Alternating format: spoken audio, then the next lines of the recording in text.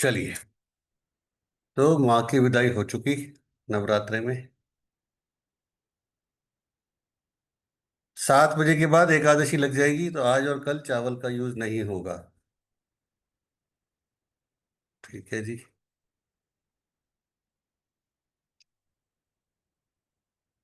चलिए, अब हमारे पास श्री रामचरितमानस बालकांड।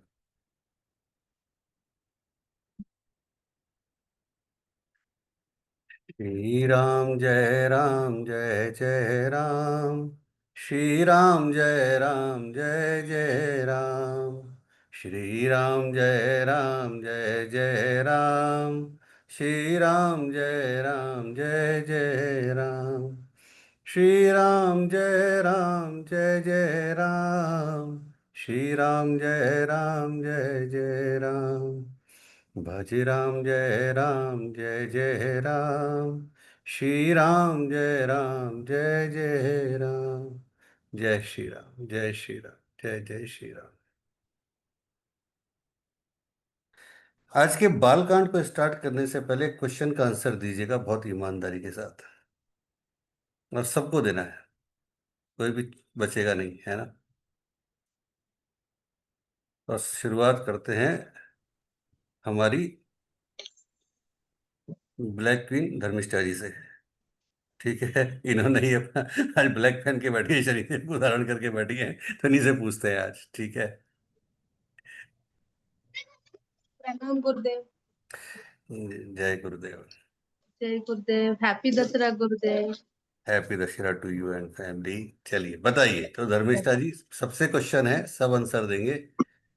धर्मिष्ठा शाह के अंदर कितने रावण हैं? गुरुदेव बहुत है। ये बहुत कितने हैं? 1 2 5, 10 मुख वाला रावण है, 10 मुख से भी बड़ा रावण है। अच्छा, टिप्स पे गिन रही है वो भी कि 10 सिर वाला है, 10 से बड़ा है। सब गिन के रख लो भैया, अपने अपने रावण कितने हैं अपने, है ना, एक बार गिन के रख लेना।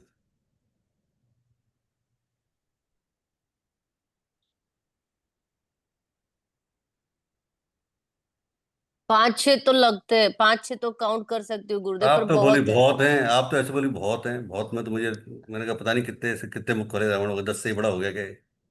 नहीं, 5 सारे के जो सारे है ना, काम क्रोध मोह लोभ अहंकार जेलसी, सब अभी भरा पड़ा है गुरुदेव।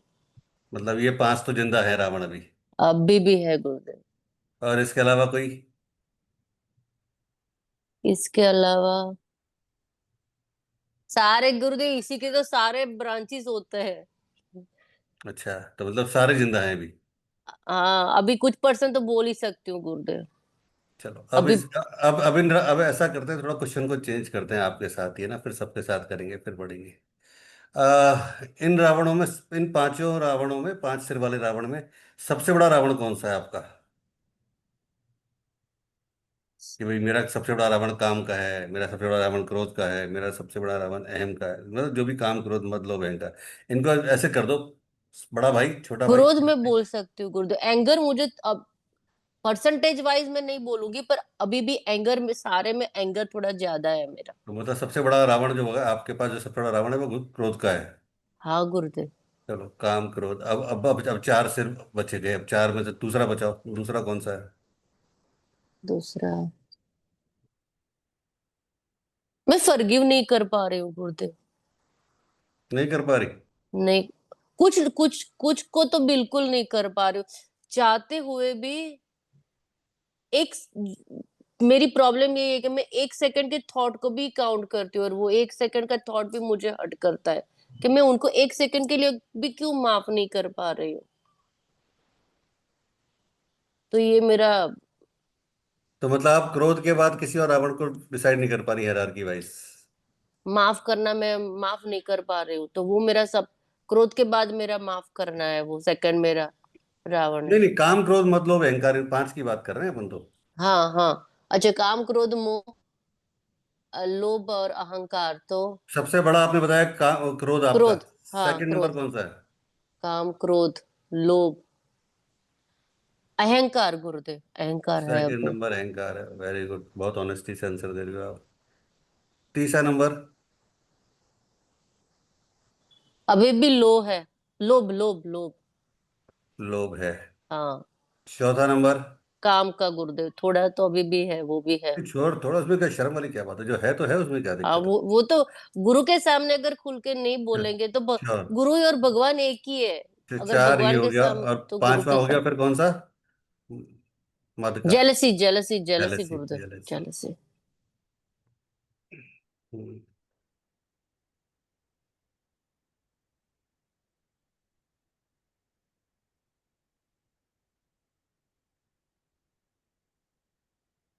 ठीक है, ये आपके रावण जिंदा है, ठीक है, कोई बात नहीं, अच्छी बात है।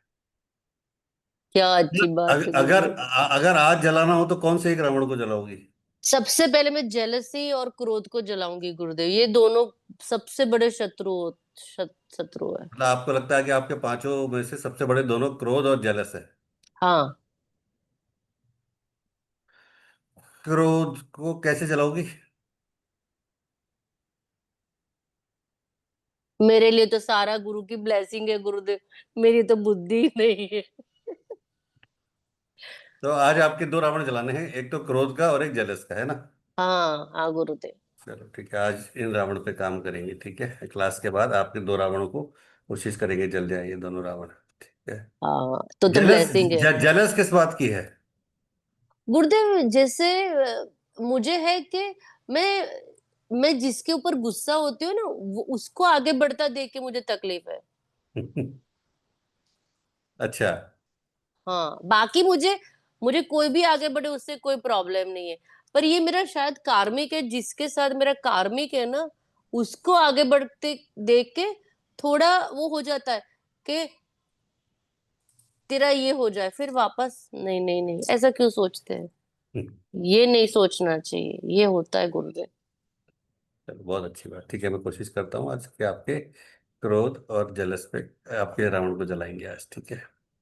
गुरुदेव मैं तो सच में बोलूं, आपके साथ भी होती हूँ ना, और कोई आपसे ज्यादा बोलते हैं तो भी मुझे तो जेलसी होती है।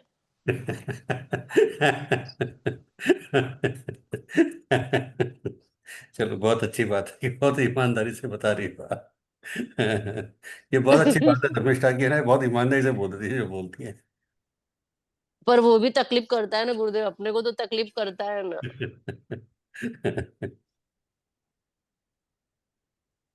गुड। सबको माफ करना चाहिए, ये होना चाहिए, पर ये अभी अभी तक वो लेवल नहीं आया है गुरुदेव। हम्म। किसी का कभी कभी लगता है कि हाँ इसका सारा मेरे पास आ जाए, फिर नहीं नहीं नहीं, ऐसा क्यों सोचती हूँ? ये ये होता है। हाँ जी संतोष बाबू, जरा अनम्यूट करो आप भी, आपसे बात करें जरा। राजा रे गुरुदेव। राधे राधे। आप लेट आए थे, बात ये चल रही थी कि आपके कितने रावण, संतोष के अंदर कितने रावण हैं जो जिंदा है अभी? मतलब 10 मुख वाले 10 रावण जिंदा है, 5 रावण जिंदा है, 10 से ज्यादा बड़ा रावण है आपके पास कोई, जो जो आपको लगता है कि ये मेरी कमियां हैं, ये मेरे रावण जिंदा है मेरे अंदर अभी, वो बताओ कितने रावण जिंदा है? धर्मिष्ठा ने बोला उनके 5 रावण जिंदा है, काम क्रोध मद लोभ अहंकार, जिसमें सबसे बड़ा रावण है उनका क्रोध, सेकंड जेलस, और फिर बाद में उन्होंने सबको नंबर दिए। अब आपके बताओ कितने सिर वाले रावण जिंदा है? पता नहीं गुरुदेव। ऐसा तो होता ही नहीं, सबको सब पता होता है, ये तो हो ही सकता है कि किसी को पता ना हो। संतोष को संतोष फिलहाल से बढ़िया कोई नहीं जानता। जी गुरुदेव, सही बात है। तो फिर बताओ फिर। पहला तो एंगर इश्यूज हो सकते हैं, जो भी पहला अपने रावण थर्टी आप। फोर्टी 30-40% बचा रहेगा वो। अ, लोभ इतना नहीं है, थोड़ा है। मतलब मतलब है तो सही ना, पर थोड़ा भी हाँ। जहर तो थोड़ा खाओ ज्यादा खाओ, जहर तो जहर ही होता है भाई।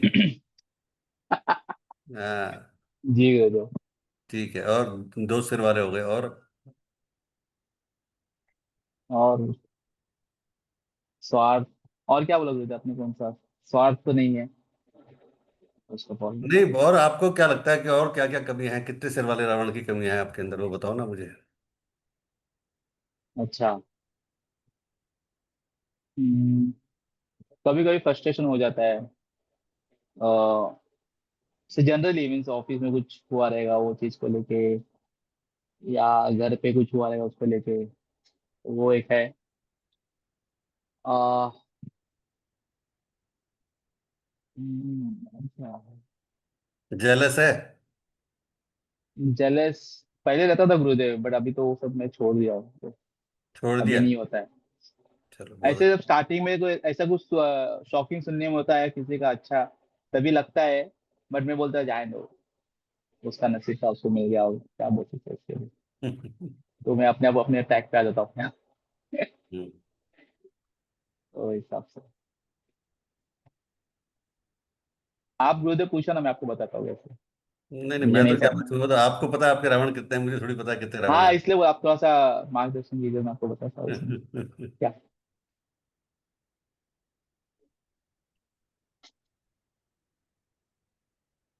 चलो एक बार ऐसे करते हैं कि सबसे पहले इन पांच पे बात करते हैं। क्रोध का रावण किस किस का जिंदा है? एक बार वैसे ही हाथ खड़े कर देना, वैसे ही। धर्मिष्ठा ने तो बता मेरा दिया। अरे वाह। माधवी ने? अच्छा। वही मैंने कहा माधवी का हाथ खड़ा नहीं हुआ, ये झूठ अपने आप से इतना बड़ा। और वो हाथ हाथ के पीछे खुद को छुपा रही है ऐसे। क्रोध का रावण जिंदा है। हम्म। और ये क्रोध किसके ऊपर है? संतोष सिंह से पूछता हूँ, ये क्रोध किसके ऊपर है? जो क्रोध आता है, क्रोध किसके ऊपर है? अपनों के ऊपर है या बाहर वालों के ऊपर है? अपनों के ऊपर, बाहर वालों से ज्यादा मतलब नहीं होता। अपनों के ऊपर है। और क्यों है? एक्सपेक्टेशन है, एक्सपेक्टेशन मीट नहीं होती है तो एक्सपेक्टेशन मीट नहीं आते हैं। होती इसलिए क्रोध होता है। तो जब हमें पता है एक्सपेक्टेशन मीट नहीं होती, तो फिर उसको हम छोड़ ही देना, एक्सपेक्टेशन को क्या फायदा? हाँ, जब बुद्धि ठीक से काम करती है तो उस जगह पे आके चलती हूँ। मैं कह सकती हूँ कि 15% ठीक से चलती है, 85% मैं इन्हीं में घूम रही होती हूँ। अच्छा। तो परसेंटेज तो फिर वो वाला बहुत हाई है, 85। अनफॉर्चुनेटली हाँ, पर ये एक शांति है कि 15% कभी तो दिमाग ठीक चलता है और सब चीज़ों को एज अ प्ले देख पाती हूँ और शांत रह पाती हूँ। पर जनरली इसी प्ले में लगी रहती हूँ। कितने रावण जिंदा है अभी? सारे ही हैं। सारे जिंदा है? क्रोध का कम है रिलेटिवली, गुस्सा इतनी आसानी से सबसे नहीं बड़ा आता। रावण कौन सा जिंदा है? सबसे बड़ा बता दो। मोह, मोह का? किससे? परिवार से, नहीं, परिवार का तो बहुत बड़ी डेफिनेशन है। परिवार में किससे? बच्चों से, पति से। बच्चों में और पति में सबसे बड़ा मोह किससे है? अब सर ये तो मुश्किल हो गया। मुझे लगता है बच्चों से, पर शायद पति से। नहीं नहीं, ये तो एक तो डिसाइड करना ही पड़ेगा। चलो आपसे कोई पूछ रहा है कि भाई एक बच्ची और पति दोनों में से एक चुनना है, अब बताओ। पति चुना जाएगा सर। पति चुना जाएगा? पक्का? हाँ। तो इसका मतलब मोह ज्यादा पति से है फिर। हाँ, पर मानती नहीं हूँ ना, वो भी तो अहंकार है। ठीक। ठीक। हाँ जी भारती, क्रोध के रावण के साथ आओ आप भी। सबसे बड़ा क्या जिंदा है आपका, पांचों में से, पांचों सिर में से? क्रोध? आप क्रोध सबसे बड़ा? तो आलस गुरुजी। है? आलस। आलस से आपका सबसे बड़ा रावण है? वेरी गुड, बहुत अच्छी बात है। तो इसको मिटाने के लिए क्या करा? गुरुजी रोज सोचती हूँ पर कर नहीं पाती। मतलब 2 दिन सीधा चलती हूँ, फिर तीसरे दिन जैसे हूँ वैसे। रोज सोचती हूँ फिर सो जाती हूँ चादर लेके। बहुत बढ़िया। हम्म। तो ईश्वर की दया से जो ये अच्छा खासा वेट है, इस आलस का ही परिणाम हाँ गुरुजी। है ना? हाँ। ठीक है। आलस सबसे बड़ा रावण है, तो इसको कैसे मिटाओगी? इसको कैसे जलाओगी आज? वो तो आप बताएंगे ना। अच्छा। मैं बताऊंगा फिर एज इट इज करोगी ना वो? हाँ। पक्का? सोच लेना, देखो भारती, संकल्प दिला दूंगा अभी पानी लेके हाथ में, ध्यान रख लेना। इसलिए बहुत सोच समझ के हाँ करना। गुरुजी मैंने ऐसी चीजें छोड़ी है जो मैंने सोचा भी नहीं था, तो फिर ये क्या है।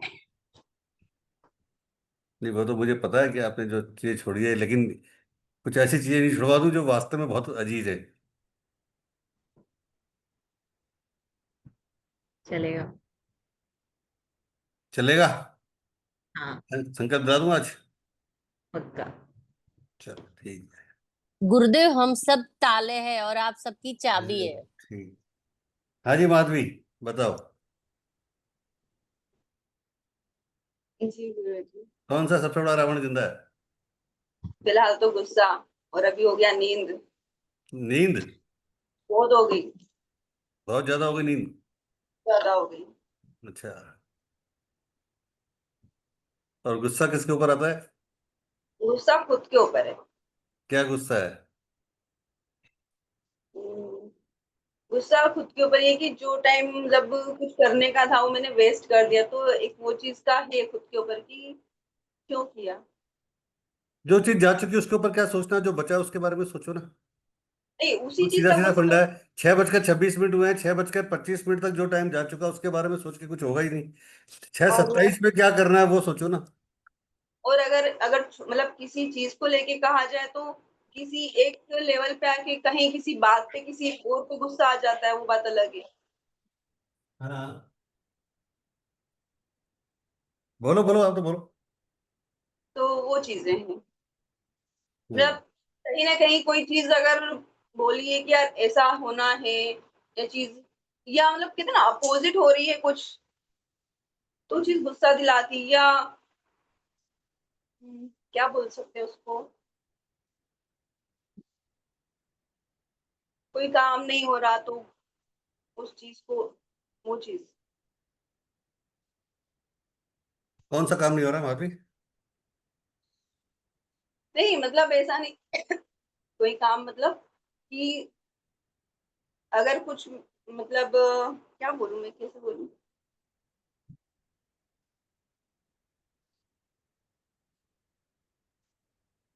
एक चिढ़ जाना वाला जो होता है ना किसी चीज को लेके, गुस्सा आना, चिढ़ जाना, वो चीजें होती हैं।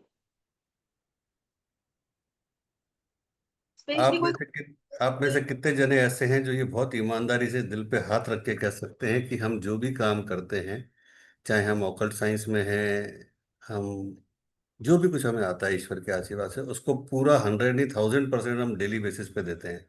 बहुत दिल पे हाथ रख के ईमानदारी से बताना। नहीं होता गुरुजी, 1000% या 100% भी नहीं होता। तो फिर कैसे आप उम्मीद करते हो सक्सेस की? कैसे उम्मीद करते हो सक्सेस? गुरुदेव फिर इधर वही फोकस का बात है, फोकस कंटिन्यूस वो चीज पे रहता नहीं है, फोकस यहाँ वहाँ जाता रहता है अगर हाँ, तो काम भी फिर कर रहे फिर हैं। फिर कैसे होगा मुझे बताओ ना। जब फोकस ही नहीं है तो कैसे होगा? जब तक अर्जुन को मछली की आंख, जब तक वो नहीं, फोकस नहीं होगा तो कैसे वो होगा काम, बताओ ना मुझे। कि जो चीज एक कहते हैं ना कि भी जो चीज करनी है, इतना सीखा वो समझ नहीं आ रहा, अब वो खाली हो गया। अब ये है कि तब वो ऐसा लग रहा है कि कोई मतलब का नहीं है, अब कुछ और चाहिए, वो चीज होगी।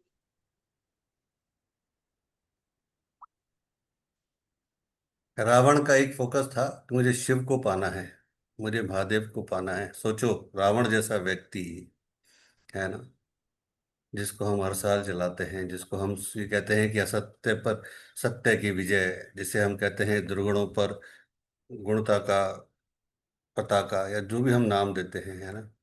रावण जैसा व्यक्ति, उसने एक फोकस कर लिया, एक कंसंट्रेट कर लिया कि मुझे शिव को पाना है, और उसने शिव को पा लिया, महादेव को पा लिया, देवों के देव को पा लिया। सोचो आप, है ना, उनको अपने मतलब प्रसन्न कर लिया।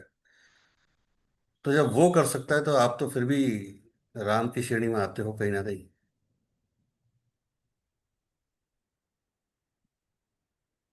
तो जब वो कर सकता है तो अपन क्यों नहीं?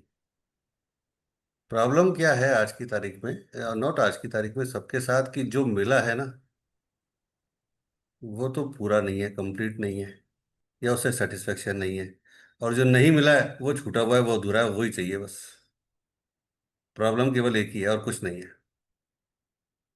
पूरे प्रॉब्लम की जड़ केवल यहीं पर है कि जो मिला है उससे सेटिस्फाइड नहीं है, और जो नहीं मिला वो बहुत कीमती है। और जिस दिन वो मिल जाएगा तो उससे भी सेटिस्फाई नहीं होंगे। बस केवल और यही एक ही टेंशन है, और कोई टेंशन नहीं है। और जिस दिन इस चीज का बैलेंस कर लिया कि जो अभी है 6:30 हुए, 6:30 जो है ना, ये प्रेजेंट लाइफ है, दैट्स ऑल। 6:29 बीत चुका, 6:32 पे हम रहेंगे नहीं रहेंगे, गॉड नोस। तो जो जिंदगी है वो 6:30 वाली है जो चल रही है बस। इसको जिस दिन खुशी से सीना सीख लिया उस दिन बढ़िया है, लेकिन हम क्या करते हैं, उसको तो ये मिल गया, उसको ऐसा पति मिला, उसको वैसी पत्नी मिली, उसको वैसा मिला, उसको वैसा मिला, मुझे ऐसा नहीं मिला, मुझे वैसा नहीं मिला। बस इसी में टाइम वेस्ट कर देते हैं,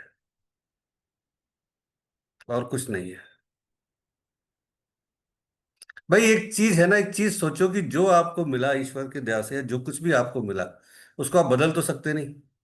ये कोई वो आइटम तो है नहीं बाजार से जिसको आप लेके आ गए कि सब चलो मैं कल चेंज करा देता हूँ। और कई जगह तो वो भी लिखाता है, goods one sold will not be return back. वो भी कई बार लिख देते हैं, मैक्सिमम लोग लिखते हैं। तो फिर यहाँ तो बात चल रही है पति या पत्नी की, उसको आप कैसे रिटर्न कर सकते हो भाई, है ना, कि भाई ये को रिटर्न कर दो। ये तो पॉसिबल ही नहीं है। हाँ भाई सही, ये पति पसंद नहीं आया, इसको चेंज कर लो, तो वो तो पॉसिबल नहीं है। पत्नी पसंद नहीं आई, चेंज कर। तो जब हमें जीवन उसी के साथ बिताना है तो फिर रो के बिताओ चाहे हंस के बिताओ, तो भाई हंस के ही बिता लो। रो के क्या हो जाएगा मुझे बता दो, कुछ हो जाए तो बता दो।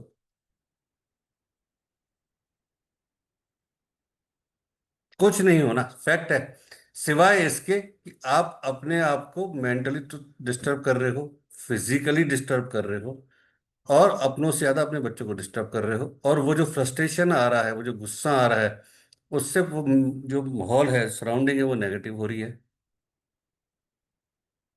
भाई जब हमारे पास किसी चीज का सॉल्यूशन ही नहीं है, तो आप क्या कर लोगे। आज संतोष जॉब कर रहे हैं, ठीक है। अब संतोष का बॉस मान लो बहुत ऐसा है कि जो बहुत एब्यूजिव भाषा बोलते हैं, बहुत गलत इनको बोलते हैं। संतोष पूरी मेहनत करते हैं फिर भी गलत बोलते हैं। या तो संतोष के पास ये ऑप्शन हो कि मेरे पास दूसरा जॉब तैयार पड़ा है तो मैं कल चल देता हूँ, तो वही वो ऑप्शन है, तभी रेडी नहीं है। अब ऑप्शन क्या है, मैं जॉब छोड़ देता हूँ, वो पॉसिबल नहीं है, फिर घर कैसे चलेगा। तब क्या है, तो जॉब तो करना ही है। अब वो बॉस को कैसे भी, चाहे वो बॉस गाली दे, चाहे वो कुछ भी करे, चाहे कई बार हो सकता है संतोष को अपने सेल्फ रेस्पेक्ट को ही मारना पड़ता हो, जस्ट बिकॉज ऑफ क्यों, क्योंकि मुझे मेरे घर को चलाना है, मुझे मेरे घर को चलाना है। कई बार गुस्सा भी आता होगा, मुट्ठी भी आपने बांध लेता होगा, यार कैसे बोल दिया इसने, हाउ डेयर, है ना। बट मुझे मेरे घर को चलाना है, मेरा परिवार है, वो क्या करेगा अगर मैं नहीं कर पाया। तो अपने उस, तो उनका सॉल्यूशन नहीं, तो जिस चीज का सॉल्यूशन ही नहीं है, अगर विधाता ने वही हस्बैंड लिखा है, वही वाइफ लिखी है, वही बच्चे, चलो हस्बैंड तो चलो एक बार आप गुस्सा कर लो कि हस्बैंड ऐसा मिल गया, हस्बैंड गुस्सा कर ले वाइफ ऐसी मिल गई, वो बच्चे तो आपके आए हुए हैं दोनों के भाई, वो तो आप दोनों से मिलके हुए हैं। उनका क्या करोगे, मान लो वो गलत निकल गए, उनका क्या करोगे। हस्बैंड वाइफ को तो दोष दे दो एक दूसरे को, बच्चों को भी दोष कैसे दोगे, वो तो आप दोनों के हैं। हाँ ये दोष दे सकते हो कि तूने अच्छी परवरिश नहीं दी, तूने अच्छी नहीं दी, फिर लॉजिक तो बहुत सारे हैं, फिर तो कुछ भी बोलते रहो।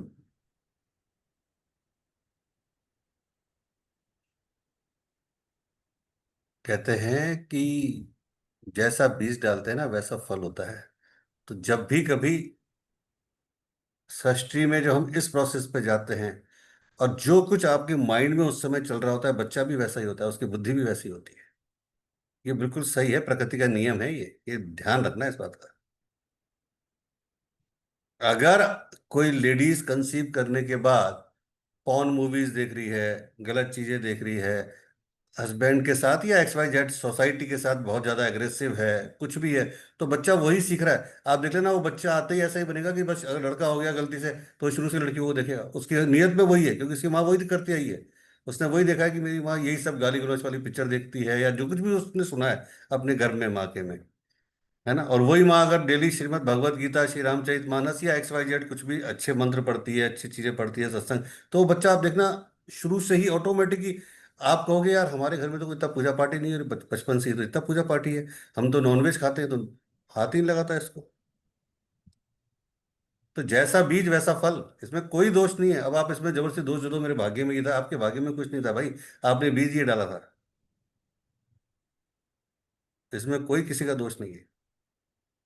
आप दोनों हस्बैंड वाइफ अपने ईगो में, अपनी लड़ाई में, अपने कुछ भी बोलो झूठे अहंकार में इतने बिजी हो गए, अपनी लड़ाइयों में इतने बिजी हो गए कि आपको ध्यान ही नहीं था कि तीसरा भी कोई चल रहा है साथ में भाई, जो पूरा सब कुछ सुन रहा है, समझ रहा है, सारी चीजें कर रहा है, और वो वही करने वाला है जो आप कर रहे हो। अब फर्क इतना है कि वो ज्यादा बाप को फॉलो करता है, माँ को फॉलो करता है, वो इतना सा फर्क रहेगा बस, नहीं करने वाला वो वही है।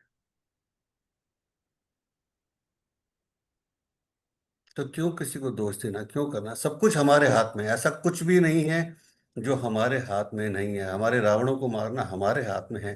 अब कैसे हम उन रावण को मारते हैं, हमारे पास एक्सक्यूज बहुत सारे हैं कि नहीं जी होता नहीं है, ऐसा नहीं होता, कुछ नहीं होता। ईश्वर ने अगर आपको मनुष्य बना के भेजा है तो सब कुछ पॉसिबल है। लेकिन हम बस ध्यान नहीं देते, और हमारी वही वाली बात है ना, सबसे बड़ी बात की सेटिस्फेक्शन लेवल नहीं है हमारा, कि जो कुछ हमारे पास है उस पर हम सेटिस्फाई नहीं हो पा रहे, जो नहीं है बस उसी के पीछे दौड़ रहे हैं।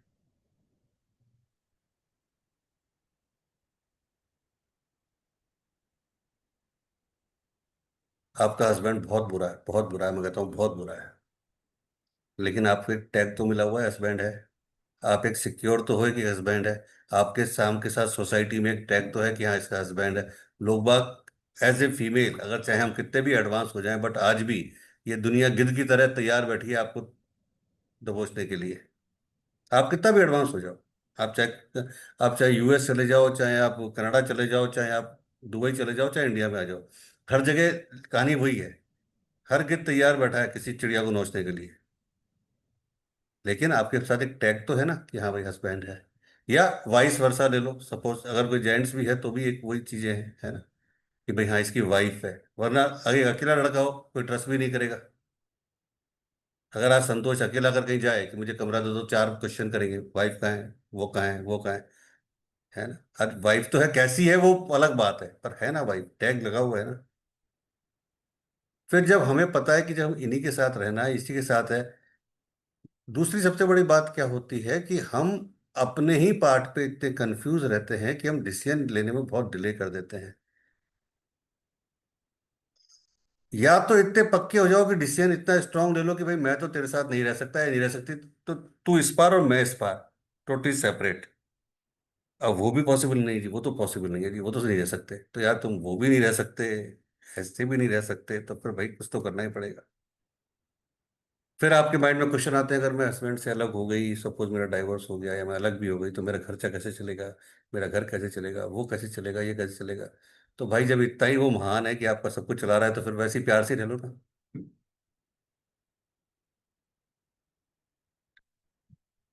हम रह भी रहे हैं और तलवारें भी खींच रखी हैं, फायदा क्या हुआ उससे।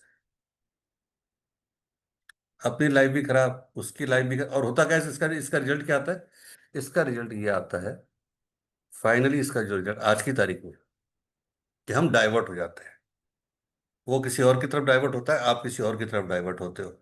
फिर वो एक डाइवर्टनेस आती है जो हमारे धर्म के अनुसार गलत है टोटली, कि आप कहीं और वो कहीं और। उसको भी पता है कि ये कहीं और जा रही है, उसको भी पता होता है ये कहीं और जा रहा है, लेकिन एक एडजस्टमेंट चल रहा है छत के नीचे केवल, बस। क्या फायदा है इस एडजस्टमेंट का। अपनी जिंदगी जीनी है, खुल के जियो ना। आपने खुद ने अपने आप को एक त्रिशंकु बना रखा है ऐसे। मंदिर का घंटा आपने बना रखा है अपने आप को। आप मंदिर के घंटे बने हुए हो, कोई भी आता है बजा के चला जाता है। लोगों के लिए आपकी लाइफ एक कॉमेडी है। आपको एक सीरियल की तरह देखते हैं, आज क्या होने वाला है इनके घर में। और खासकर कौन, जो संतोष सिंह ने बोला अपने, खासकर कौन भाई। आज माधवी को क्या मतलब है संतोष के घर में क्या हो रहा है, माधवी को कोई मतलब नहीं है। ठीक है। लेकिन हाँ, अभी संतोष से पूछो, संतोष की कोई बुआ जी पास में रहती होंगी, मामा जी, उनको पक्का पता होगा, आज पूजा और संतोष के बीच क्या होने वाला है, देखते हैं। कभी ये दोनों वो होते हैं, अब तब देखते हैं, अब इनके बीच क्या होता है, अब देखते हैं, अब क्या होने वाला है। तो क्यों किसी को मौका देना। और सबसे बड़ी बात अगेन, जिसको आप लेके आए हो दोनों मिलके, आप सोचो, उसकी तो सोचो जरा। आप दोनों तो अपने अपने ईगो में रह रहे हो, पर जिसको आप लेके आए हो वो क्या सोच रहा है, वो क्या सोच रही है, उसके दिल पे क्या बीत रही है, वो भी तो सोचो। वो तो बेचारा सैंडविच बन चुका है या सैंडविच बन चुकी, कि पापा की बोले कि मम्मी की बोले, है कि मम्मी अच्छी कि पापा अच्छी। कल को कोई आके तीसरा आदमी क्वेश्चन कर ले कि भाई ज्यादा प्यार किससे करता था, वो तो कंफ्यूज है, मैं क्या बोलूं। पापा की बोलूं तो मम्मी के पार्ट से गया, और मम्मी की बोलूं तो पापा के पार्ट से गया। सोच के देखो जरा सीरियसली।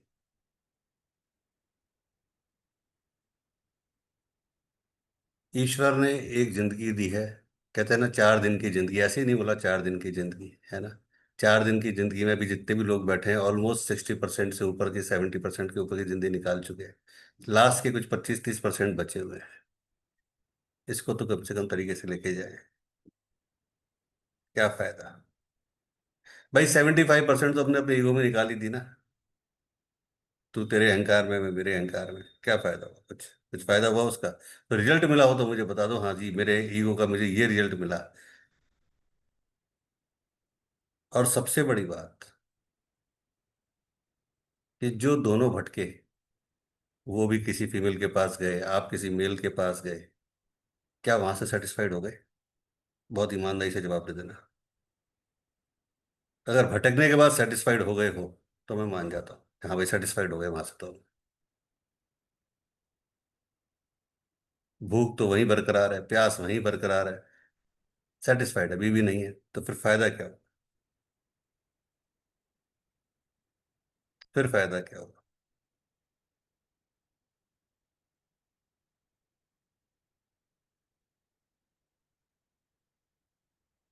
मारना है आज के दिन तो अपने, वास्तव में अपने अहंकार को मारो जो हम जबरदस्ती लेके बैठे हैं, है ना।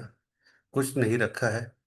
मैं कहता हूँ हस्बैंड बहुत ज्यादा एब्यूसिव हैं, बहुत ज्यादा गलत हैं, बहुत ज्यादा गंदा बोलते हैं, मारपीट भी कर देते हैं, चलो मैं कह रहा हूँ, तो या तो बिल्कुल झांसी की रानी बन जाओ, तो वो आप बन नहीं सकते। बन सकते हो तो बहुत अच्छी बात है कि भाई खूब लड़ी मर्दानी, वो तो झांसी वाली रानी थी, या तो वो बन जाओ। वो भी नहीं बनना कि मेरा पति मेरा देवता है, हर बार करवा चौथ का व्रत कर लेते हो, है ना। तो फिर कहते हो कि ये तो कुछ हो रहा है, फायदा क्या हुआ? फिर उसका कुछ फायदा हो रहा है? हम केवल, आप एक चीज सोचो, आप दोनों एक दूसरे से बात नहीं कर रहे, एक दूसरे से कहीं देख नहीं रहे, शक्ल देखना पसंद नहीं है, और हम सोसाइटी को दिखाने के लिए करवा चौथ का व्रत कर रहे हैं, क्या फायदा है? कुछ फायदा है इसका? क्या वास्तव में करवा चौथ का व्रत फलदायी हो जाएगा? उसको लग जाएगा बेचारे को? है? क्योंकि आपके मन में तो कुछ है नहीं, क्या क्या क्या सोच के करवा चौथ का व्रत कर रहे हो? कुछ फायदा है उसका? कुछ फायदा नहीं है। प्रॉब्लम यही है कि आज तक हम केवल और केवल दूसरों के लिए जीते आए हैं, अपने लिए तो कभी जिए ही नहीं। आज तक दूसरों के लिए जिए, केवल अपने लिए तो कभी जिए ही नहीं। भारती जाती है बाजार, एक सूट पसंद आता है, साड़ी पसंद आती है, फिर पूछती है विजय से, कैसी लग रही हूँ, बढ़िया है? नहीं नहीं, मजा नहीं आया भारती, अच्छा नहीं, दूसरा पहन लेती हूँ। क्या भारती को, लेकिन भारती को पसंद आया था तभी तो उसने उठाया, लेकिन उसने चॉइस किसके ली? विजय की ली, अपने पति की ली। या बेटा गया तो बेटे की ली, हर्षित की ली, बेटी गई तो बेटी की ली। जो, और तीनों ने अलग राय दे दी, पर जो वास्तव में भारती को पसंद आया था, उठाया था, वो भारती नहीं ले पाई, क्योंकि सामने वालों ने मना कर दिया। संतोष गए पूजा को लेकर रेस्टोरेंट, क्या खाओगे, क्या खाओगे, आप क्या खाओगे? संतोष बोला मैं तो पापा जी खाऊंगा। अरे यार, कल ही तो, परसों ही तो बनाई थी, छोले भटूरे खाते ही खाते हैं, अच्छा चलो छोले भटूरे मंगा लो, लो जी।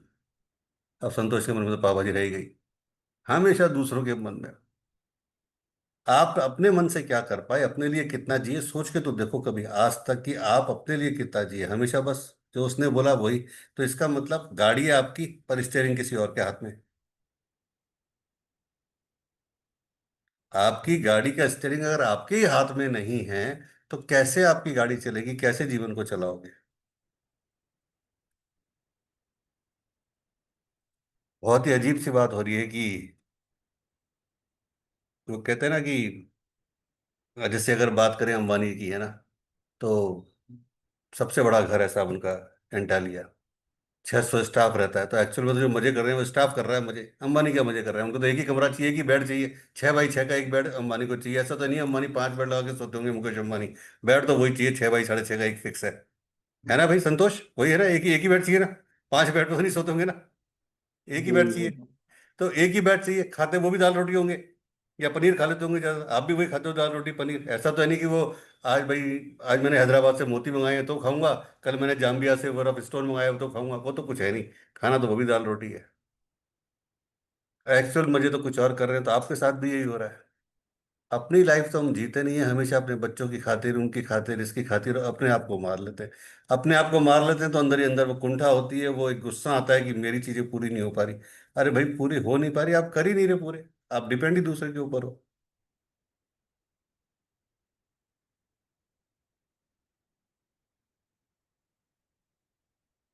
आपकी आवाज नहीं आ रही है धर्मिष्ठा जी, आप कुछ बोल तो रही हो लेकिन आपकी आवाज नहीं आ रही है।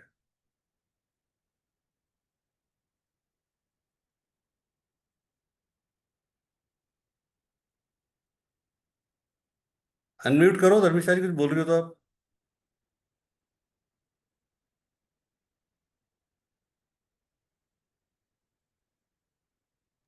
क्या गुरुदेव? आप कुछ बोल रहे थे क्या?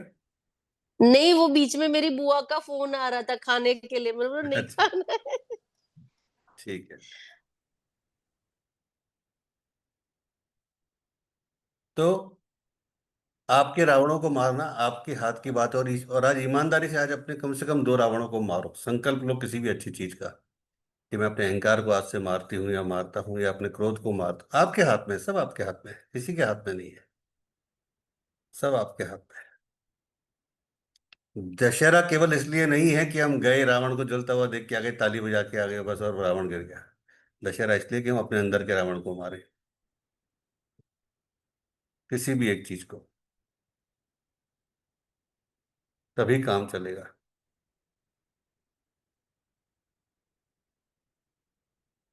भारतीय आज से संकल्प लेगी कि आज से मैं गोलगप्पे छोड़ रही हूँ, पिज्जा छोड़ रही हूँ, ठीक है, आज से मैं साउथ इंडियन खाना छोड़ रही हूँ, आज से जो भी इस तरह की चीजें हैं मैं सब छोड़ रही हूँ, अब केवल रोटी, दाल रोटी खाऊंगी। ये आज भारतीय संकल्प ले रही है, ठीक है जी, है ना भारती?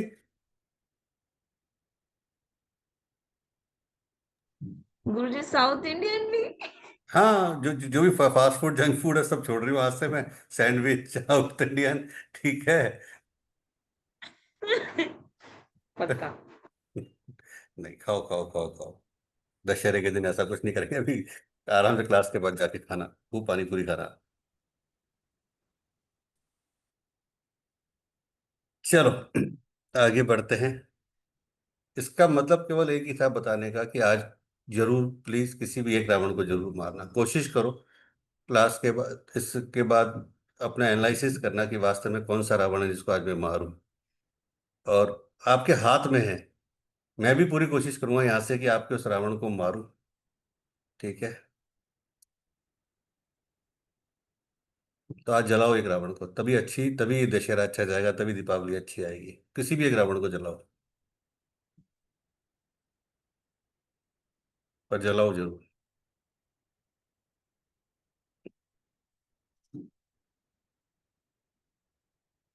मैं हमेशा एक बात, कई बार जब रिलेशनशिप के सबसे ज्यादा केस आते हैं तो हमेशा मैं एक ही बात बोलता हूँ कि स्पेशली फीमेल्स को, है ना, बात वो दोनों पे आती है लागू, कि भाई या तो पूरी सती सावित्री बन जाओ। सती सावित्री कैसे बन जाओ? कि भाई मेरा पति मेरा देवता है, एक लाइन याद कर लो। फिर तो वो मारे पीटे गाली गलौज कुछ भी करे, भाई मेरा पति मेरा देवता है, एक ही लाइन। वो मार रहा है मेरा पति मेरा देवता है, वो प्यार कर रहा है मेरा पति मेरा देवता है, वो गाली दे रहा है मेरा पति मेरा देवता है। और या झांसी की रानी बन जाओ, ठीक है, बस। या फिर एक डिसीजन ले लो, इस पार या उस पार। ये बीच वाली जो लाइफ है ना, मजेदार वाली, क्योंकि ये बीच वाली लाइफ में क्या होता है, बीच वाली लाइफ में सबसे बड़ी दिक्कत आती है कि बीच वाली लाइफ में जब वो पुल बनता है ना बच्चों का, ये बच्चे पुल हैं दोनों के बीच के, पति और पत्नी के, ये ब्रिज है। और फिर बाद में क्या क्या क्या क्या आता है, इस बच्चों की खातिर मैं आपके साथ रह रहा हूँ, वरना तो कब क्या लगोगे। तो बच्चे बेचारे और ब्रिज बन जाते हैं, वो झूलते हैं, फिर वो लक्ष्मण झूले की तरह झूलते हैं बेचारे बच्चे।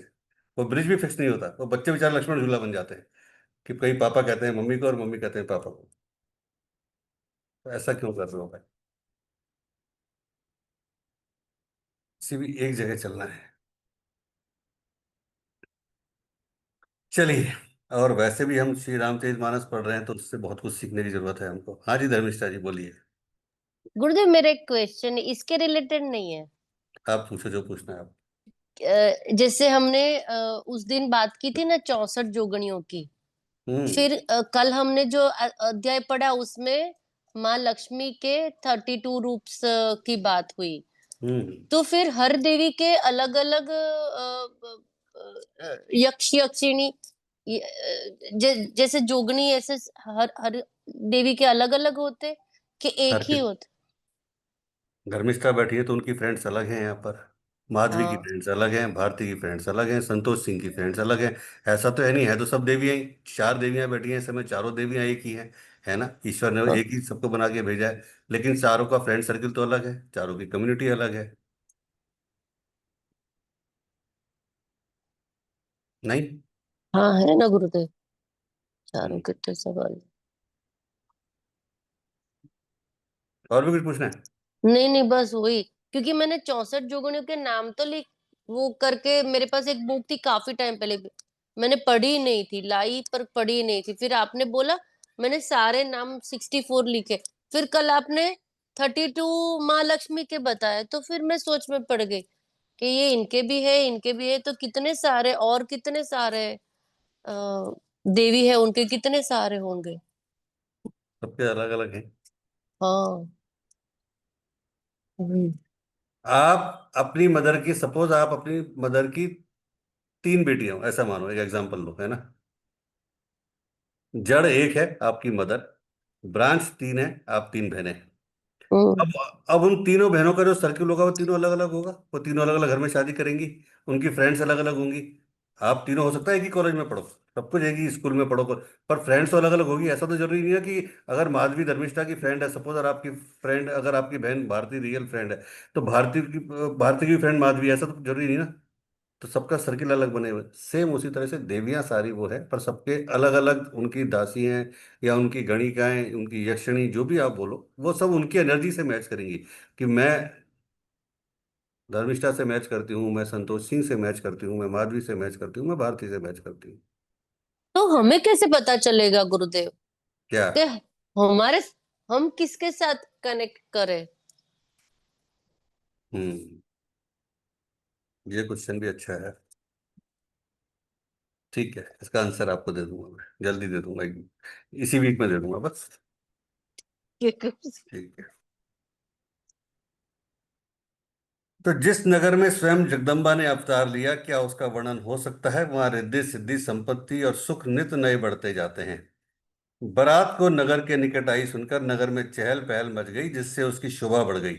अगवानी करने वाले लोग बनाव श्रृंगार करके तथा नाना प्रकार की सवारियों को सजाकर आदर सहित बारात को लेने चले। देवताओं के समाज को देखकर सब मन में प्रसन्न हुए, और विष्णु भगवान को देखकर तो बहुत ही सुखी हुए। किंतु जब शिव जी के दल को देखने लगे तो उनके सब वाहन डर कर भाग चले। कुछ बड़ी कुछ बड़े उम्र के समझदार लोग धीरज धरकर वहां डटे रहे। लड़के तो सब अपने प्राण लेकर भागे। घर पहुंचने पर जब माता पिता पूछते हैं तो वो भय से कांपते हुए शरीर से कहते हैं कि क्या कहें, कोई बात कही नहीं जाती, यह बारात है या यमराज की सेना। दूल्हा पागल है और बैल पर सवार है, सांप कपाल और शंख ही उसके और राख ही उसके गहने हैं। दूल्हे के शरीर पर राख लगी है, सांप और कपाल के गहने हैं, वह नंगा, जटाधारी और भयंकर है। उसके साथ भयानक मुख वाले भूत प्रेत पिशाच योगिनी और राक्षस हैं। जो बारात को देखकर जीवित बचेगा, सचमुच उसके बड़े ही पुण्य हैं, और वही पार्वती का विवाह देखेगा। लड़कों ने घर घर जाकर यही बात कही। महेश्वर शिव जी का समाज समझकर सब लड़कों के माता पिता मुस्कुराते हैं। उन्होंने बहुत तरह से लड़कों को समझाया कि निडर हो जाओ, इस डरने की कोई बात नहीं है। अगवान लोग बारात को लिवा लाए, उन्होंने सबको सुंदर जनवासे ठहरने को दिए। मैना पार्वती जी की माता ने शुभ आरती सजाई, और उसके साथ स्त्रियां उत्तम मंगल गीत गाने लगी। सुंदर हाथों में सोने का थाल शोभित है, इस प्रकार मैना हर्ष के साथ शिव जी का प्रदर्शन करने चली। जब महादेव जी को भयानक वेश में देखा, तब तो स्त्रियों के मन में बड़ा भारी भय उत्पन्न हो गया। बहुत ही डर के मारे भागकर वे घर में घुस गए, और शिव जी का जहाँ जनवासा था वहां चले गए। मैना के हृदय में बड़ा दुख हुआ। उन्होंने पार्वती को अपने पास बुला लिया, और अत्यंत स्नेह से गोद में बिठाकर अपने नील कमल के समान नेत्रों में आंसू भरकर कहा, जिस विधाता ने तुमको ऐसा सुंदर रूप दिया, उस मूर्ख ने तुम्हारे दूल्हे को बावला कैसे बनाया। जिस विधाता ने तुमको सुंदरता दी, उसने तुम्हारे लिए वर बावला कैसे बनाया। जो फल कल वृक्ष में लगना चाहिए वह जबरदस्ती बबूल में लग रहा है। मैं तुम्हें लेकर पहाड़ से गिर पड़ूंगी, आग में जल जाऊंगी, समुद्र में कूद पड़ूंगी, चाहे घर उजड़ जाए और संसार भर में अपकीर्ति फैल जाए, पर जीते जी मैं इस बावले से तुम्हारा विवाह नहीं करूंगी। हिमाचल की स्त्री मैना को दुखी देखकर सारी स्त्रियां व्याकुल हो गईं। मैना अपनी कन्या के स्नेह को याद करके विलाप करती हुई रोती हुई कहती थी, मैंने नारद का ऐसा क्या बिगाड़ा था जिन्होंने मेरा बसता हुआ घर उजाड़ दिया, और जिन्होंने पार्वती को ऐसा उपदेश दिया कि जिससे उसने बावले वर के लिए तप किया। सचमुच उनके उनके ना किसी का मोह है, ना माया है, ना धन है, ना घर है, और ना स्त्री है। वे सबसे उदासीन हैं, इसी से वे दूसरे का घर उजाड़ने वाले हैं। उन्हें ना किसी की लाज है, ना डर है, भला बांझ स्त्री प्रसव की पीड़ा को क्या जाने। माता को विकल देखकर पार्वती जी विवेकयुक्त कोमल वाणी बोली, हे माता, जो विधाता रस देते हैं वह टलता नहीं, ऐसे विचार कर तुम सोच मत करो। जो मेरे भाग्य में बावला ही पति लिखा है, तो किसी को क्या क्यों दोष लगाया जाए। हे माता, क्या विधाता के अंग तुमसे मिट सकते हैं? वृथा कलंक का टीका मत लो। हे माता, कलंक मत लो, रोना छोड़ो, ये अवसर विषाद करने का नहीं है। मेरे भाग्य में जो सुख दुख लिखा है उससे मैं जहां जाऊंगी वहीं पाऊंगी। पार्वती जी के ऐसे विनय भरे कोमल वचन सुनकर सारी स्त्रियां सोच करने लगी और भांति भांति से विधाता को दोष देकर आंखों से आंसू बहाने लगी। इस समाचार को सुनते ही हिमाचल उसी समय नारद जी और सब ऋषियों को साथ लेकर अपने घर गए। तब नारद जी ने पूर्व जन्म की कथा सुनाकर सबको समझाया और कहा कि हे मैना, तुम मेरी सच्ची बात सुनो। तुम्हारी ये लड़की साक्षात जगत जननी भवानी है। यह अजन्मा, अनादि और अविनाशिनी शक्ति है। सदा शिव जी की अर्धांग में रहती है। ये जगत की उत्पत्ति, पालन और संहार करने वाली है और अपनी इच्छा से ही लीला शरीर धारण करती है। पहले ये दक्ष के घर जन्मी थी, तब इसका नाम सती था। बहुत सुंदर शरीर पाया। वहां भी सती शंकर से ब्याही गई थी। ये कथा सारे जगत में प्रसिद्ध है। एक बार इन्होंने शिव जी के साथ आते हुए रघुकुल रूपी कमल के सूर्य श्री रामचंद्र जी को देखा, तब इन्हें मोह हो गया और इन्होंने शिव जी का कहना न मानकर भ्रमवश सीता जी का वेश धारण कर लिया। सती जी ने जो सीता का वेश धारण किया, उसी अपराध के कारण शंकर जी ने उनको त्याग दिया। फिर शिव जी के वियोग में ये अपने पिता की यज्ञ में जाकर वहीं योगाग्नि से भस्म हो गई। अब इन्होंने तुम्हारे घर जन्म लेकर अपने पति के लिए कठिन तप किया है। ऐसा जानकर संदेह छोड़ दो। पार्वती जी तो सदा ही शिव जी की प्रिय अर्धांगिनी है। तब नारद के वचन सुनकर सबका विषाद मिट गया और क्षण भर में यह समाचार सारे नगर घर घर में फैल गया। तब मैना और हिमवान आनंद में मग्न हो गए और उन्होंने बार बार पार्वती के चरणों की वंदना की। स्त्री, पुरुष, बालक, युवा, वृद्ध, नगर के सभी लोग बहुत प्रसन्न हुए। नगर नगर में मंगल गीत गाए जाने लगे और सबने भांति भांति के स्वर्ण के कलश सजाए। पाक शास्त्र में जैसी रीति है उसके अनुसार अनेक भांति की रसोई बनी।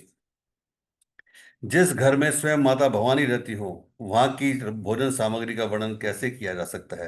हिमाचल ने आदर पूर्वक सब बरातियों को, विष्णु, ब्रह्मा और सब जाति के देवताओं को बुलवाया। भोजन की बहुत सी पंगतें बैठी, चतुर रसोइये परोसने लगे। स्त्रियों की मंडलियां देवताओं को भोजन करा करते जानकर कोमल वाणी से गालियां देने लगी। सब सुंदर स्त्रियां मीठे स्वर में गालियां देने लगी और व्यंग्य भरे वचन सुनाने लगी। देवगण विनोद सुनकर बहुत सुख अनुभव करते हैं, इसलिए भोजन करने में बड़ी देर लगा रहे हैं।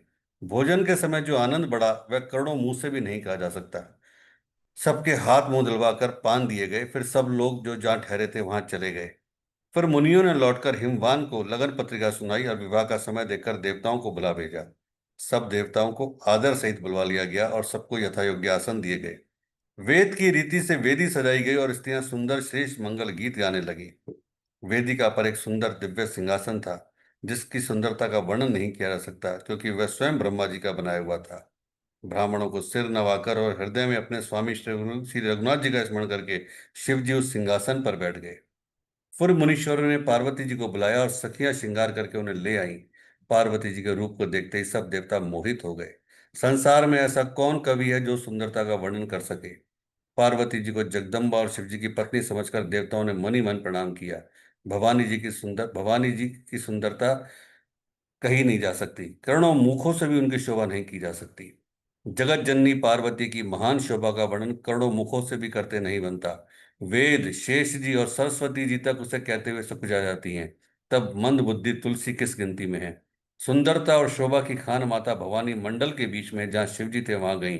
वे संकोच के मारे पति के चरण कमलों को देख नहीं सकती, परंतु उनका मन रूपी भरा तो वहीं था। मुनियों की आज्ञा से शिव जी और पार्वती जी ने गणेश जी का पूजन किया। मन में देवताओं को अनादि समझकर कोई इस बात को सुनकर शंका ना करे कि गणेश जी तो शिव पार्वती की संतान है, अभी विवाह से पूर्व वे कहां से आ गए। वेदों में विवाह की जैसी रीति कही गई है, महामुनियों ने वह सब रीति करवाई। पर्वतराज हिमालय ने हाथ में कुछ लेकर तथा कन्या का हाथ पकड़ उन्हें भवानी जानकर शिव जी को समर्पण किया। जब महेश्वर ने पार्वती का पानी ग्रहण किया, तब इंद्रादि सब देवता हृदय से बड़े हर्षित हुए। श्रेष्ठ मुनिगण वेद मंत्रों का उच्चारण करने लगे और देवगण शिव जी का जय जयकार करने लगे। अनेकों प्रकार के गाजे बाजे बजने लगे। आकाश से नाना प्रकार के फूलों की वर्षा हुई। शिव पार्वती का विवाह हो गया। सारे ब्रह्मांड में आनंद भर गया। दासी, दास, रथ, घोड़े, हाथी, गाय, वस्त्र और मणि आदि अनेक प्रकार की चीजें, अन्न तथा सोने के बर्तन गाड़ियों में लदवा कर दहेज में दिए गए, जिसका वर्णन नहीं हो सकता। बहुत प्रकार का दहेज देकर फिर हाथ जोड़कर हिमाचल ने कहा, हे शंकर, आप पूर्ण काम हैं, मैं आपको क्या दे सकता हूँ। वे शिव जी के चरण कमल पकड़कर रह गए। तब कृपा के सागर शिव जी ने अपने ससुर का सभी प्रकार से समाधान किया। फिर प्रेम से परिपूर्ण हृदय मैना जी ने शिव जी के चरण कमल पकड़े और कहा, हे नाथ, यह उमा मुझे मेरे प्राणों के समान प्यारी है। आप इसे अपने घर की टहलनी बनाइएगा और इसके सब अपराधों को क्षमा करते रहिएगा। अब प्रसन्न होकर मुझे यही वर दीजिए। शिव जी ने बहुत तरह से अपनी सास को समझाया। तब वे शिव जी के चरणों में सिर नवाकर घर गईं। फिर माता ने पार्वती को बुला लिया और गोद में बैठाकर यह सुंदर सीख दी, हे पार्वती, तू सदा शिव जी के चरणों की पूजा करना। नारियों का यही धर्म है। उनके लिए पति ही देवता है और कोई देवता नहीं है। इस प्रकार की बातें कहते कहते उनकी आंखों में आंसू भर आए और उन्होंने कन्या को छाती से चिपटा लिया। फिर बोले कि विधाता ने जगत में स्त्री जाति को क्यों पैदा किया? पराधीन को सपने में सुख नहीं मिलता। यूं कहती हुई माता प्रेम में अत्यंत विकल हो गई, परंतु कुसुम जानकर उन्होंने धीरज धरा। मैना बार बार मिलती और पार्वती के चरणों को पकड़कर गिर पड़ती है। बड़ा ही प्रेम है, कुछ वर्णन नहीं किया जाता। भवानी सब स्त्रियों से मिल भेंट कर फिर अपनी माता के हृदय से जा लिपटी। पार्वती जी माता से मिलकर फिर चली। सब किसी ने उन्हें योग्य आशीर्वाद दिए। पार्वती जी फिर फिर कर माता की ओर देखती जाती थीं। तब सखियां उन्हें शिव जी के पास ले गई। महादेव जी सब याचकों को संतुष्ट कर पार्वती जी के साथ घर गए। सब देवता प्रसन्न होकर फूलों की वर्षा करने लगे और आकाश में सुंदर नगाड़े बजने लगे। तब हिमवान अत्यंत प्रेम से शिव जी को पहुंचाने के लिए साथ चले। वृष केतु ने उन्हें बहुत तरह से संतोष कर कर विदा किया। पर्वतराज हिमाचल तुरंत घर आए और उन्होंने सब पर्वतों और सरोवरों को बुलाया। हिमवान ने आदर, दान, विनय और बहुत सम्मान पूर्वक सबकी विदाई की। जब शिव जी कैलाश पर्वत पर पहुंचे, तब सब देवता अपने अपने लोकों को चले गए। तुलसीदास जी कहते हैं कि पार्वती जी और शिव जी जगत के माता पिता हैं, इसलिए मैं उनके श्रृंगार का वर्णन नहीं करता। शिव पार्वती विविध प्रकार के भोग विलास करते हुए अपने गणों सहित कैलाश पर रहने लगे। वे नित्य नए विहार करते थे। इस प्रकार उनका बहुत समय बीत गया। तब 6 मुख वाले पुत्र स्वामी कार्तिकेय का जन्म हुआ, जिन्होंने बड़े होने पर युद्ध में तारकासुर को मारा। वेद, शास्त्र और पुराणों में स्वामी कार्तिकेय के जन्म की कथा प्रसिद्ध है और सारा जगत उसे जानता है। श्री राम जय जय राम। श्री राम जय जय राम। श्री राम जय जय राम।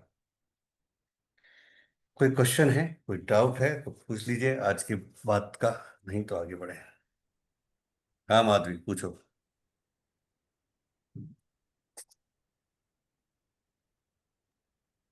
तो गुरु जी, जैसे इसमें शादी का वर्णन हुआ शिव जी और पार्वती जी की, तो गणेश जी की पूजा क्यों हुई थी?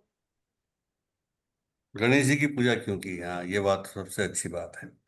कौन दे रहा है इसका आंसर?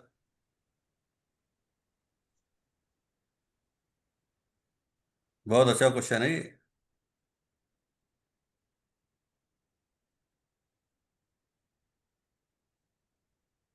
क्योंकि गणेश प्रथम पूज्य हैं। अब बात आएगी माधवी की, क्योंकि प्रथम पूज्य हैं तो फिर वाय कहाँ से? हैं?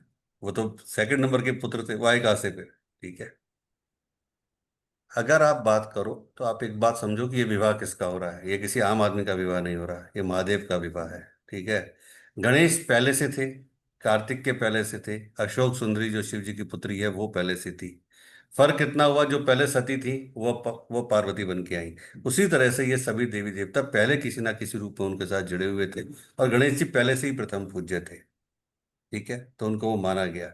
और बस हमने स्टोरीज में ये पढ़ा कि नहीं, वो बाद में आए और इस तरीके से हुआ, लेकिन सृष्टि इस हिसाब से चलती रही।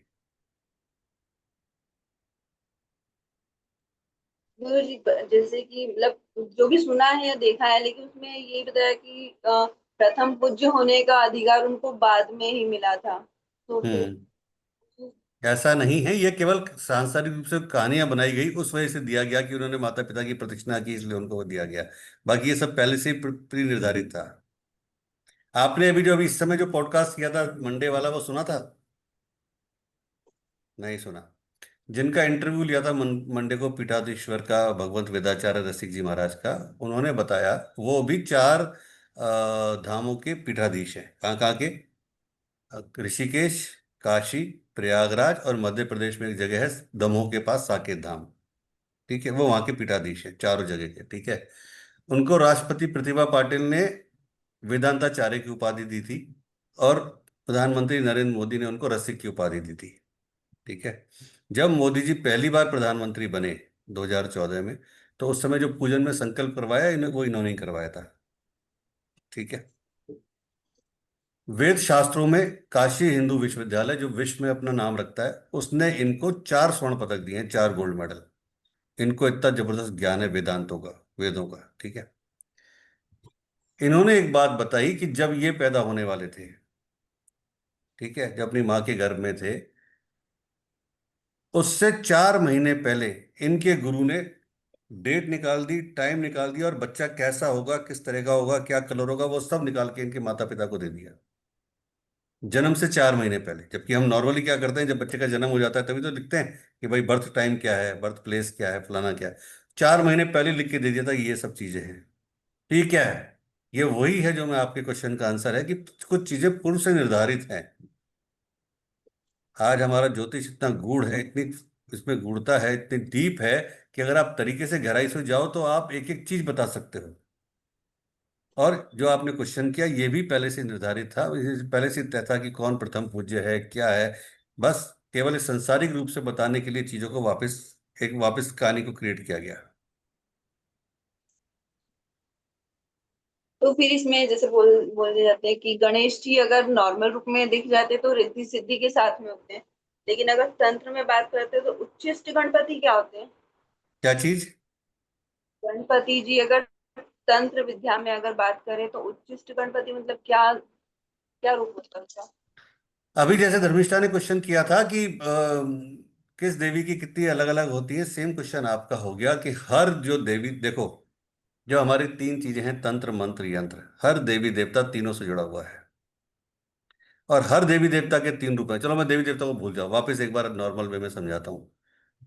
माधवी अगर यहाँ बात कर रही है तो माधवी का बड़ा नॉर्मल स्वभाव से बात कर रही है, बड़े प्रेम से बात कर रही है, बड़े प्रेम से रेस्पेक्टफुली बात कर रही है, हाँ गुरुजी कैसा है वैसा है।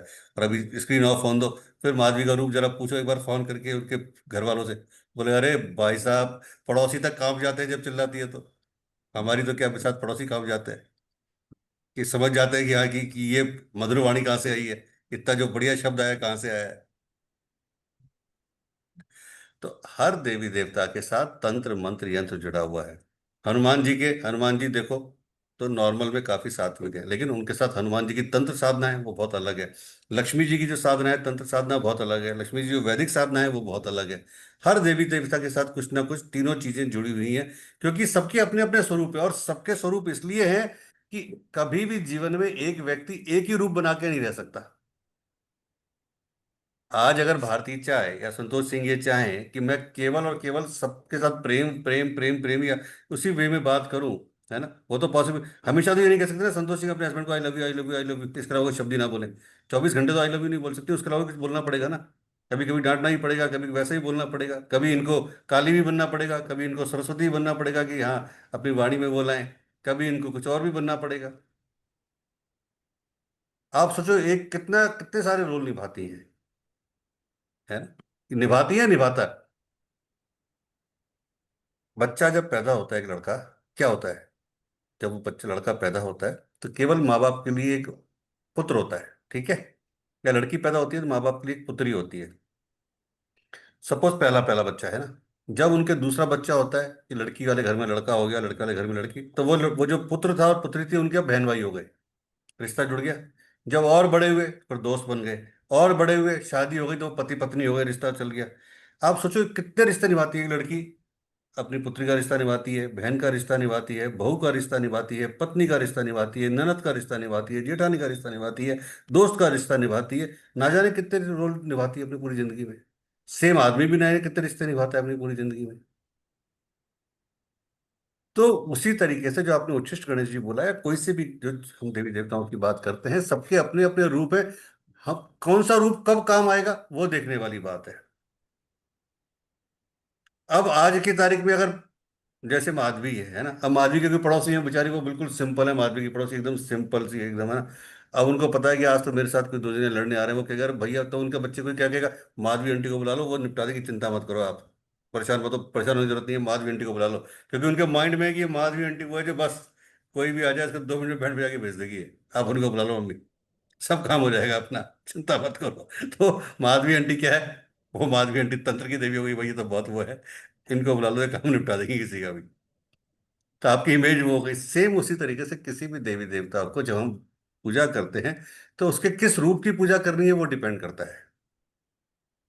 महादेव देखो तो कितने सिंपल है, कितने भोले हैं कि उनसे सिंपल कोई नहीं है, कि सिंपल एक पानी की धार से खुश हो जाते हैं, है ना, एक पानी की धार से खुश हो जाते हैं, कुछ नहीं चाहिए, कुछ नहीं चाहिए, एक पानी की धार से खुश।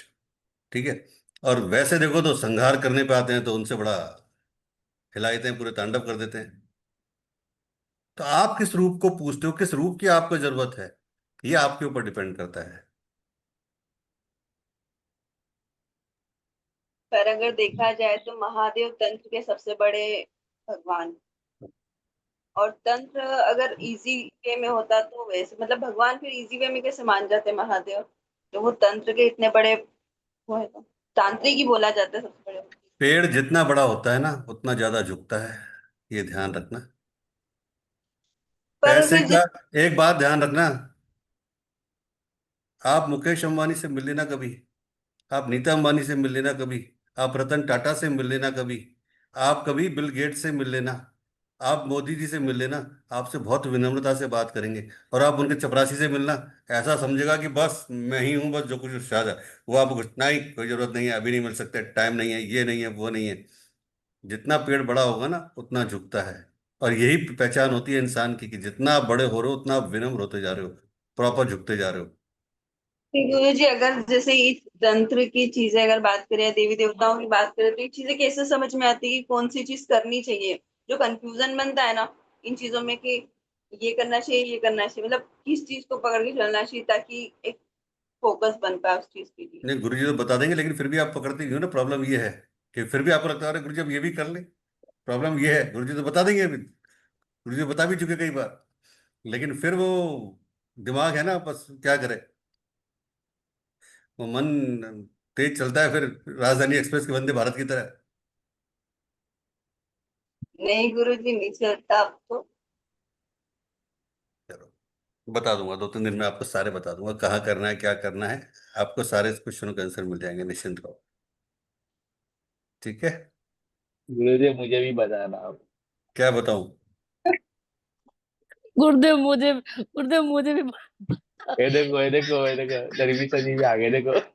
मेरा तो मैं भी दिमाग लाइक नहीं चल रहा है, वो भी प्रॉब्लम है गुरुदेव, इनका चल रहा है वो आपको प्रॉब्लम तो नहीं चल रहा, वो प्रॉब्लम है मेरी तो। हम्म। मुझे लगता है गुरुदेव कि इनके पास इतना सारा नॉलेज आता है। मुझे तो यूट्यूब पे ट्रस्ट नहीं है, मुझे किसी के ऊपर ट्रस्ट ही नहीं है। मुझे लगता है हर कोई अपनी अपनी कहानी बेचने के लिए कुछ ना कुछ निकालता है, फिर वो तो कुछ होता ही नहीं है। और सच्चा तो सच में गुरुदेव मुझे किसी के ऊपर ट्रस्ट ही नहीं आ रहा है, तो मैं तो कुछ देखती ही नहीं है, कुछ सर्च भी नहीं करती कुछ गलत दिमाग में चला जाएगा।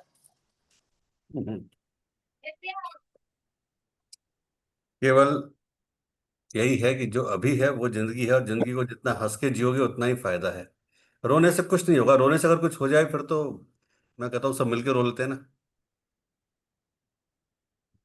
अगर रोना सॉल्यूशन है तो रोने, भाई आज अगर किसी का जॉब छूट गया और वो रोने लग जाए कि भाई मेरा जॉब छूट गया, जॉब छूट गया, जॉब, रोता रहे, मैं कहता हूँ सब सब सब डाइनिंग टेबल पे इकट्ठे हो जाओ, सब मिलकर रोते हैं। हमको भी बुला लो क्लासरूम में, हम भी सब मिलकर रो लेंगे, भाई जॉब छूट गया, जॉब छूट गया, जॉब छूट गया।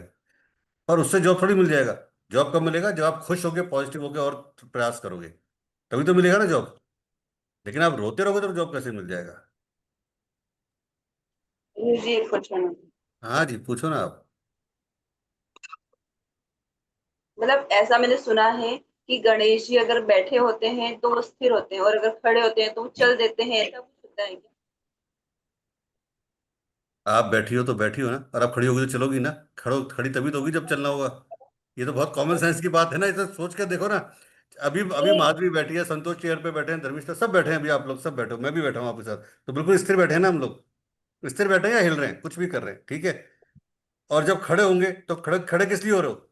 खड़े होगे तो डेफिनेटली हिलोगे ना, कहीं चलोगे ना, कदम तो बढ़ाओगे। और अगर गुरु जी मूर्ति है कि ऐसी खड़ी मूर्ति है तो फिर उसकी पूजा नहीं करनी चाहिए, ऐसा कुछ है? लेकिन इसका मतलब ये हो गया कि अगर अगर अगर सपोज एक एग्जांपल देता हूं कि सपोज अभी संतोष को मान लेते हैं, चलो एक बार संतोष को ले लेते हैं कि सपोज प्रियांश है ना, वो पैर छूता है संतोष के डेली, ऐसे मानते हैं। तो संतोष अगर बैठा है तब तो प्रियांश ने पैर छू लिए, और संतोष खड़ा हो गया तो पैर नहीं छूएगा, सब प्रियांश है, ऐसा नहीं लिखा हुआ है?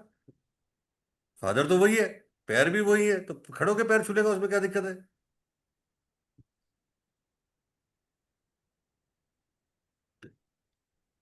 क्या है, माधवी जैसे भी इन्होंने बोला ना, धर्मिष्ठा ने, ये जो दुनिया भर की रीलें बनने लग गई, दुनिया भर की चीजें केवल अपने आप को हिट करने के लिए, चार चीजें कुछ बोल दो, कुछ ना कुछ, मतलब मैं किसी के ऊपर क्वेश्चन मार्क नहीं लगाता, पर अधूरा ज्ञान जो होता है ना, वो वास्तव में दिमाग का खेल कर देता है। और 99.99% लोग बाग अधूरा ज्ञान बांटते हैं केवल। नहीं, यहाँ पे है कहीं खड़े गणेश जी, इसलिए मैं पूछ रही थी, मतलब ऐसा सुना है मैंने। क्या सुना है? ये मतलब ऐसे खड़े गणेश जी को नहीं पूछते, या बैठे गणेश तो जी को। उनके, उन खड़े गणेश जी के मंदिर में भीड़ नहीं जाती? हाँ, भीड़ जाती है नहीं जाती? वहां भक्त जाते हैं कि नहीं जाते भक्त? पता नहीं, मैं एक आध बार गई थी, बाकी नहीं तो पता भीड़ मेरे थी को। नहीं थी? शायद नहीं थी, कुछ एक और लोग और पूजा होती है उनकी नहीं होती? पुजारी जी हैं वहां? है। तो फिर क्यों पूजा कर रहे हैं, खड़े हैं तो? ऐसा नहीं है माधुरी, खड़े हो, बैठे हो, लेटे हो। अब आप तो कहोगे शेषनाग में विष्णु जी तो लेटे रहते हैं हमेशा, शेषनाग की सैया पर, फिर तो बिल्कुल पूजा नहीं करनी चाहिए, वो तो लेटे ही रहते हैं। विष्णु जी तो हमेशा लेटे रहते हैं, फिर तो आप पूजा ही नहीं करोगी उनकी। अरे तो ले, तो लेटा हुआ भगवान है कि इसकी पैसे पूजा करें हम? मुद्राओं से कोई फर्क नहीं पड़ता भाई, आप किसको पूज रहे हो, किस भाव से पूछ रहे हो, वो इंपॉर्टेंट है। हाँ, मुद्रा के कुछ फर्क पड़ते हैं, ऐसा मैं नहीं कहूंगा कि फर्क नहीं पड़ता है, ठीक है, लेकिन वो डिपेंड करता है, बाकी सब पूजनीय है, हर रूप में पूजनीय है, हर मुद्रा में पूजनीय है। हाँ, आप पूजा किसकी नहीं करते हैं? जो पूजा नहीं करनी चाहिए, यक्षों की, राक्षसों की, पिशाचों की, क्या कहते हैं, आपकी डाकनियों की, शाकनियों की, योगिनियों की, इनकी पूजा इसलिए नहीं करनी चाहिए गलती से भी कि अगर एक बार भी आपने पूजा कर ली और गलती से इनको कुछ आपने इनवाइट कर लिया, गलती से आपने कुछ भोग चढ़ा दिया, तो ये एक सेकंड में कैप्चर करते हैं, और फिर आप अगर नहीं करोगे तो ये तहस नहस कर देते हैं। तो इनकी पूजा कभी नहीं करनी चाहिए। इनकी पूजा तभी करनी चाहिए जब आप इनको वास्तव में, आपके अंदर वो एनर्जी है, वो सिद्धियां आप है कि हाँ, अब मैं इस पर्पज से कर रही हूँ और मैं इनका कर सकती हूँ, क्योंकि जहां आप चूके वहां आप गए। तो इनके साथ ये दिक्कत है। बाकी जो सात्विक हमारे, जो वैदिक या जो भी हमारे जो देवी देवता हैं, उनकी आप करो, लेकिन जो मैंने आपको नाम बताया, इनकी जहाँ कोई जिन हो गए, ब्रह्म राक्षस हो गए, जिन हो, इनकी पूजा कभी नहीं करनी। इनकी पूजा को आपने स्थान दिया, कुछ भी करा, भोग लगाया, लोग बाग कहते हैं कर्ण पिशाचनी, कर्ण पिशाचनी, कर्ण पिशाचनी। बहुत अच्छी सिद्धि है, बहुत अच्छी पावरफुल सिद्धि है, सब कुछ बताती है, कान में आके बता, सब कुछ बताती है, सब कुछ पता लगता है ना? लेकिन उनको मानना, उनकी डेली पूजा करना, उनको उस तरीके से रखना, वो बहुत टिपिकल है। अभी आपके घर पे संतोष आ जाएंगे, आप रख सकते हो, कोई दिक्कत नहीं है ना, कि आप साथ रहे हो दोनों, आपको पता है एक दूसरे की नेचर, आप वो रह लेंगे आपके घर में। अभी सोचो आपके घर में भी, एक एग्जाम्पल के साथ बोलता हूँ, कि आपके घर में भी मोदी जी आ जाए, आप रख लोगे? आपको पूरा घर आपका बिखर जाएगा, सोचोगी क्या करूं क्या नहीं करूं। हाँ। गणेश जी को आपको पता है लड्डू चढ़ा देती हूँ, नहीं होगा तो कोई बात नहीं, हलवा बना के चढ़ा देती हूँ, कुछ भी चढ़ा दोगी।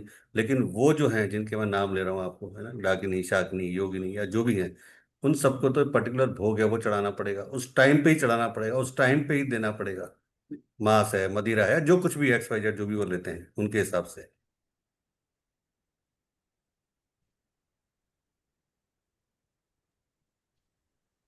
एक और कुछ, हाँ, एक और है कुछ।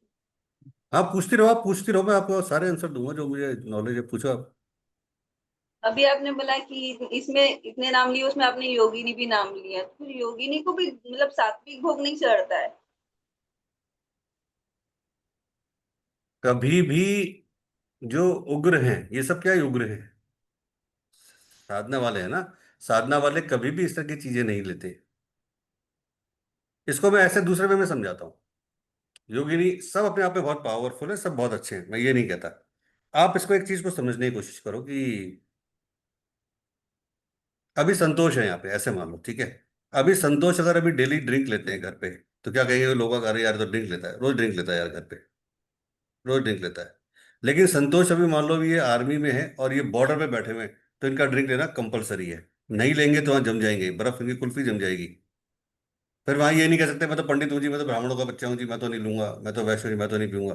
भाई वहां तो कुल्फी जम जाएगी, ब्राह्मण क्या करेगा, है ना। अगर 0 डिग्री पे बॉर्डर पे बैठा है, लेह लद्दाख पे बॉर्डर पे बैठा है, चाइना बॉर्डर पे बैठा है, तो लेना ही पड़ेगा।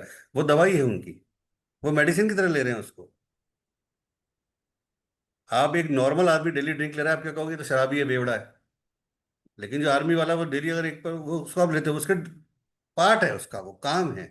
तो सेम अगर आप बात करो, क्या आप क्या नॉर्मल आप भगवान को, मैं आपसे कहूंगी गणेश जी को ड्रिंक चढ़ाओ, चढ़ा सकती हो आप? नहीं ना। लेकिन मैं कहूँ माँ काली को ड्रिंक चढ़ाओ, चढ़ती है ना, चढ़ती है ना। क्यों चढ़ती है भाई? उनका प्रसाद वही है। लेकिन ऐसा तो नहीं कि माँ काली को केवल ड्रिंक ही चढ़ती है। अगर आप माँ काली के लड्डू ले गई, बर्फी ले गई, तो नहीं चढ़ाओगी? तो लेगा नहीं पुजारी, लेता है ना लड्डू, लड्डू भी बर्फी भी, तो बस। तो ऐसा नहीं है कि आप सात्विक नहीं लेकिन उनका एक्चुअल जो भोजन है वो वही है।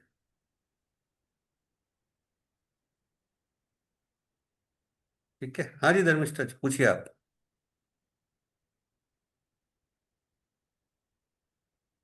नहीं गुरुदेव, फिर कभी, अभी नहीं। चलिए फिर कभी पूछेगा जब आपकी इच्छा करे। हाँ जी संतोष जी, पूछिए। अब मुझे आपसे दो चीजें पूछनी है। एक तो आपने बोला था शुरू में कि एकादशी में चावल का यूज नहीं करना है। जी। मैं खुद व्रत करती हूँ, मैं खुद तो नहीं खाती, पर बाकी के परिवार को खिला देती हूँ। तो क्या करना चाहिए? नहीं, नहीं अभी के लिए खाना भी चाहिए, बनाना ही नहीं चाहिए उस दिन। ठीक है। ठीक हम्म। है। और दूसरा आपने कहा था रावण को चुनो, रावण को चुनो और उसमें उसको मारो। हम्म। चुन के अब उसको करना कैसे है? हाँ जी।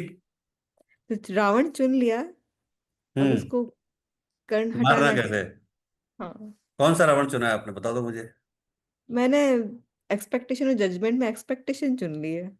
एक्सपेक्टेशन चुनी है। तो ठीक। ड्रॉप कैसे करा जाए? वो सेटिस्फेक्शन नाम का मलहम लगा दो उसके ऊपर, कि now I am satisfied, I am satisfied, I am satisfied. एक एक क्रीम आती है सेटिस्फैक्शन नाम की, उस क्रीम को ले लो, उस क्रीम को लगाओ फर्स्ट क्लास, सुबह दोपहर शाम लगाओ उसको। आई am satisfied, I am satisfied लिखते रहो कॉपी पे, आई am satisfied, I am satisfied. जो मेरे पास है, आई am satisfied, I am satisfied, I am satisfied. तो वो ऑटोमेटिकली जो एक्सपेक्टेशन नाम का रावण है वो खत्म हो जाएगा। Good, thank you guru ji. I don't have any desire, और don't have any desire, I don't have any desire, I am satisfied, I am satisfied, I am satisfied. ये क्रीम लगाते रहो तो वो डिजायर वाली जो बीमारी है वो मिट जाएगी। Thank you guru ji. Thank you very much. ईश्वर आप सबको मान सम्मान दे, धन दौलत दे, स्वस्थ रखे, और हरे आपके अंदर के सारे रावणों का नाश करे, सारे रावणों का नाश करे, सब जल के भस्म हो जाएं। केवल सकारात्मकता बचे, पॉजिटिविटी बचे, यही दुआ, यही आशीर्वाद। राधे राधे।